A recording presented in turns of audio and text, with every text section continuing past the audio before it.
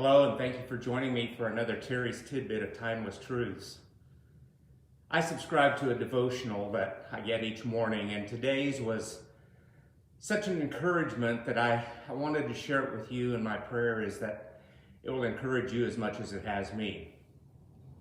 It's by David Wilkerson. For those of you who may not know David Wilkerson, he was an amazing pastor, probably best known for his book, Run Baby Run, in which he described his ministry to the gang population in New York City, specifically Nicky Cruz. And if you have not read that book, you need to do it. But, you know, the devotional went like this.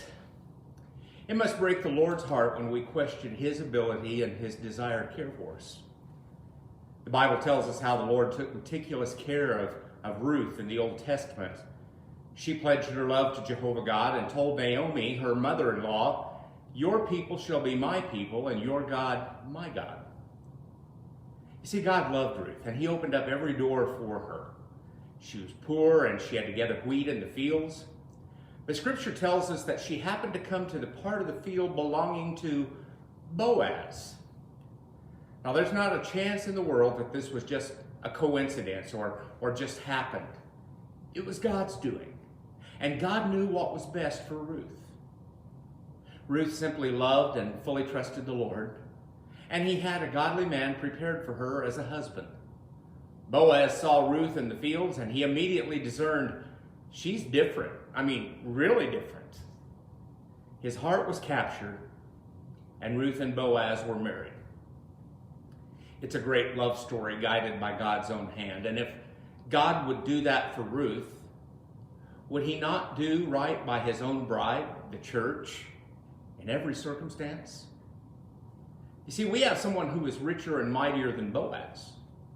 Our God owns the cattle on 1,000 hills. He knows all and can do all, and he loves his bride. Yes, the Lord works everything in your life and mine for our absolute best, and he takes great pleasure in doing so. Sadly, we often don't rest in that. We doubt that he's on the job at all times, working out everything for our good. Friends, nothing breaks God's heart more. Paul describes the bride of Christ as being a glorious church, not having spot or wrinkle or any such thing.